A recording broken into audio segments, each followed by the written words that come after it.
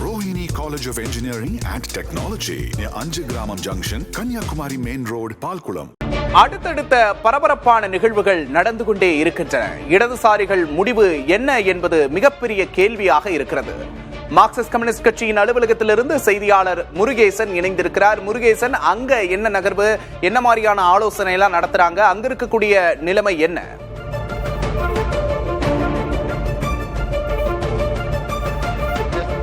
சட்டமன்ற தேர்தல் தேதி அறிவிக்கப்பட்டவுடனே தமிழகத்திற்கு யார் ஆட்சி அமைப்பார்கள் என்ற எதிர்பார்ப்பு தமிழக மக்களிடையே நீடித்திருந்தது.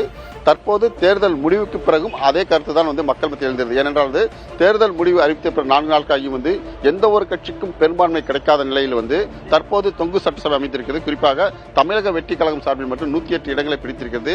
பெரும்பான்மை கட்சியாக இருந்தாலும் போதிய ஆதரவு இல்லாத ஒரு காரணத்தினால் தற்போது வரைக்கும் ஆட்சி அமைக்க ஆளுநர் அழைப்பு விடுக்கவில்லை. எனவே 118 இலக்குடன் வாருங்கள், அப்போது ஆட்சி அமைக்க அழைப்பு விடுக்கின்ற ஆளுநர் கூறிய நிலையில் காங்கிரஸ் சார்பில் 5 இடங்களை ஆதரவு பெற்றிருக்கிறார். அதனைத் தொடர்ந்து மார்க்சிஸ்ட் கம்யூனிஸ்ட் கட்சி, இந்திய கம்யூனிஸ்ட் கட்சி மற்றும் விடுதலை கம்யூனிஸ்ட் கட்சியின் சார்பில் உள்ள தலா 2 எண்ணிக்கையிலான இடங்களை ஆதரவு கோரி கடிதம் எழுதியிருக்கிறார். விஜய் தொலைபேசி வாயிலாக அக்கட்சி நிறுவனம் பேசியிருக்கிறார். இதனைத் தொடர்ந்து கட்சியின் செயற்குழு கூட்டத்தை முடிவு எடுத்த பிறகு நாங்கள் ஆதரவு நிலைப்பாட்டை வெளிப்படுத்துகிறோம் என்று கூறிய நிலையில் தற்போது இன்றைய தினத்தில் இடதுசாரி கட்சிகள் 2 கட்சியிலுமே கட்சியின் மாநில செயற்குழு கூட்டம் மற்றும் நிர்வாக குழு கூட்டத்தை கூட்டியிருக்கிறார்கள். தற்போது நாம் இருக்கக்கூடிய பார்த்தீங்கன்னா ஸ்ரீநகரில் மார்க்சிஸ்ட் கம்யூனிஸ்ட் கட்சியின் கட்சி தலைமை அலுவலகத்திலும் மாநில செயலாளர் சண்முகம் தலைமையில் கூட்டம் காலை 10 மணிக்கு செயற்குழு கூட்டம் தொடங்கியது. கிட்டத்தட்ட 1.5 மணி நேரத்துக்கு மேலாக கூட்டம் தொடர்ந்து நீடித்து வருகிறது.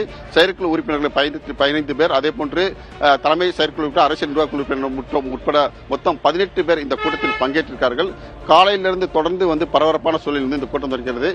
விஜய்க்கு ஆதரவு தெரிவிக்கலாமா வேண்டாமா என்ற, ஏனென்றால் இதற்கு முன்பாகவே விஜய் ஆதரவு கடிதம் எழுதிய நிலையில் இந்திய கம்யூனிஸ்ட் கட்சியின் சார்பில் ஆட்சியில் பங்கேற்றுவிட்டு அவருக்கு ஆதரவு கொடுக்கலாம் என்ற ஒரு நிலைப்பாட்டை எடுத்திருந்தார்கள். அதே போன்று மார்க்சிஸ்ட் கம்யூனிஸ்ட் கட்சியின் சார்பில் வெளியிலிருந்து மட்டும் ஆதரவு, ஆட்சியில் பங்கேற்க வேண்டாம் என்ற நிலைப்பாட்டிருந்தார்கள்.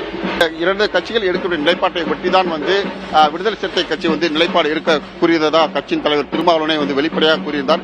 இந்த சூழ்நிலை தான் தற்போது மார்க்சிஸ்ட் கம்யூனிஸ்ட் கட்சியின் சார்பில் இந்த செயற்குழு கூட்டம் நடக்கிறது. இதற்கிடையில் நேற்றைய தினம் திமுக தலைவர் ஸ்டாலின் இரு கட்சி, அதாவது கம்யூனிஸ்ட் கட்சி மற்றும் விடுதலை சிறுத்தை கட்சியின் தலைவரை அழைத்து பேசியிருந்தார். பேசிய பிறகு நிலைப்பாட்டில் கொஞ்சம் மாறுதல் ஏற்பட்டதாக கூறப்படுகிறது. ஏனென்றால் தொடர்ந்து நிலையான ஒரு ஆட்சி அமைக்க வேண்டும், அதற்காக திமுக எடுக்கும் முடிவுகள் கட்டுப்பட வேண்டிய எம்எல்ஏக்களுக்கு உத்தரவிட்டார். சென்னையில் 10ஆம் தேதி வரை நீங்கள் இருக்க வேண்டும் என்ற உத்தரவு கூறப்பட்டிருக்கிறது.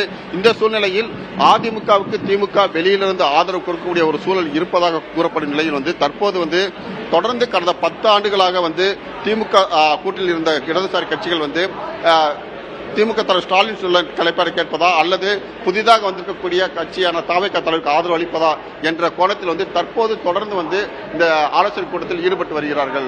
விக்னேஷ், நிச்சயமாக ஆனந்தன், இடதுசாரிகளோட முடிவை பொறுத்து என்னோட முடிவும் இருக்கும் அப்படின்னு திருமாவளவன் சொல்லியிருக்காரு.